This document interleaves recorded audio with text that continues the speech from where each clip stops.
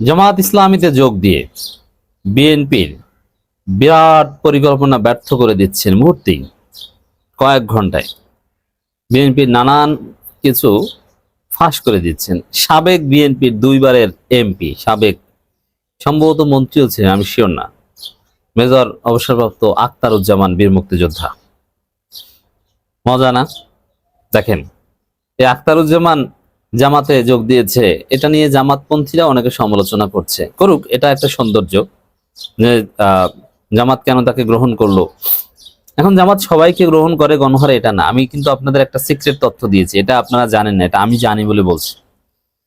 যে ব্যারিস্টার শাহজাহান ওমর 5 আগস্টের পর জামাতে যোগ দিতে চেয়েছেন, গ্রেপ্তার হওয়ার আগে আমির জামাতের সাথে যোগাযোগ করেছেন, কিন্তু জামাত ডিডন্ট অ্যাকসেপ্ট। কিন্তু আখতারুজ্জামানকে জামাত অ্যাকসেপ্ট করেছে। বীর মুক্তিযোদ্ধা মেজর অবসরপ্রাপ্ত আখতারুজ্জামানকে জামাত অ্যাকসেপ্ট করেছে, জামাতে তিনি যোগ দিয়েছেন। বিএনপির লোকজন সমালোচনা করেন, কেন ভাই একজন বীর মুক্তিযোদ্ধার সমালোচনা করেন, আপনাদের বুক কাঁপে না? কেমন লাগে? এই আখতারুজ্জামান জামাতকে স্বাধীনতা বিরোধী রাজাকার বলে অনেক গালি দিয়েছেন, তিনি এখন জামাতে যোগ দিয়েছেন। জামাতের লোকজন, তাদের উদ্দেশ্যে প্রথমে বলবো, এই মেজর আখতারুজ্জামান অবসরপ্রাপ্ত বিএনপির ভিতরের আগামী নির্বাচনে বিএনপিকে ধরা খাওয়ানোর জন্য, বিএনপির ভিতরে অনেক গোপন তথ্য গোমর ফাঁস করিয়ে দেওয়ার জন্য, এবং বিএনপির মুক্তিযুদ্ধ ব্যবসা, ভারতের ষড়যন্ত্রে বিএনপি যে 71 ব্যবসা করছে, এই 71 ব্যবসা খেয়ে দেওয়ার জন্য আখতারুজ্জামান রঞ্জন ঐতিহাসিক ভূমিকা পালন করবেন। Just wait and see. জামাতের যারা ক্ষুব্ধ, মেজর দুইটা বিষয় মনে রাখবেন। আখতারুজ্জামানকে জামাত রুকনিয়ত দেয়নি। হ্যাঁ, রুকন হতে পারবেন একটা প্রক্রিয়ার মধ্য দিয়ে পরিশুদ্ধ হয়ে, এটা যে কারো অধিকার রয়েছে, তিনি তওবা করে যদি আগের পথ থেকে ফিরে আসেন। কিন্তু সাথে সাথে তাকে রুকনিয়ত দেয়নি, তাকে একামতে দিনের প্ল্যাটফর্ম জামাত ইসলামীর মজলিসে শুরা সদস্য বানায়নি। সহযোগী সদস্য ফর্ম পূরণ যে কেউ করতে পারে, এটা করেছে। আর দ্বিতীয় হচ্ছে, মেজর আখতারুজ্জামানের বিরুদ্ধে কোনো ফৌজদারি মামলা এখন নেই।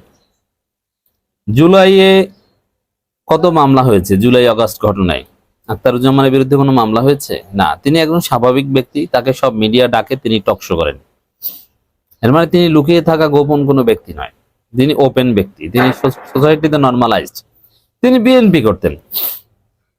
অতএব এটা নিয়ে এত সমালোচনার কিছু নাই। কিন্তু আওয়ামী লীগের পদধারীরা প্রত্যেক দিন বিএনপিতে যোগ দেয়, তাতে সমস্যা নাই। আর বিএনপির পদধারীরা, বিএনপির সাবেক এমপিরা জামাতে যোগ দিলে আপনাদের জলে। ফাজলামির একটা লিমিট আছে। বিএনপি তাদের বহিষ্কৃত লোককে দলে ফিরিয়ে নেয় প্রত্যেক দিন।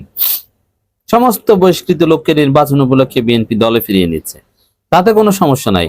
আর বিএনপির বহিষ্কৃত লোক জামাতে যোগ দিলে সমস্যা। ধান্দাবাজির আর জায়গা পান না, এটা দ্বিমুখী দিনে বিএনপি। আর জামাতের লোকজন এটা মনে রাখবেন যে তাকে কোনো পদ পদবি দেওয়া হয়নি, তিনি যার সহযোগী সদস্য। কিন্তু জামাত যে খেলতে পারে, বিএনপির নোংরামির বিরুদ্ধে যে জামাত খেলতে পারে, এটা জামাত আখতারুজ্জামানের মাধ্যমে দেখিয়ে দিচ্ছে। যে আখতারুজ্জামান না, বিএনপির আরো অনেককে জামাত গ্রহণ করবে। বিএনপি বুঝবে রাজনীতি কত প্রকার ও কি। অতএব জামাত ক্ষমতায় আসতে এবং বিএনপিকে ধরা খাওয়ানোর জন্য আখতারুজ্জামানকে গ্রহণ করা একটা ওই মাইল ফলক হয়ে থাকবে। আপনারা দেখবেন বিএনপির অনেক গোপন তথ্য ফাঁস করে দিবে। এবং সবচেয়ে বড় বিষয়, আখতারুজ্জামানকে জামাতে গ্রহণ করা, এটা যে একটা ওয়াইজ ডিসিশন, সেটা দেখবেন কিছুদিন পর, যে নির্বাচনে প্রচারণায় জামাতের বিরুদ্ধে বিএনপির কোনো ন্যারেটিভ নেই। জামাতের বিরুদ্ধে কি বলে নির্বাচনী প্রচারণা চালাবে, যে জামাত বলো না আমি বলে, এরকম কোনো উপাদানই নেই বিএনপির কাছে। জামাতের বিরোধিতার জায়গা থেকে বিএনপি কোনো রাজনীতি নেই, এখানে বিএনপি একদম এতিম। আচ্ছা বলেন তো কি বলবে?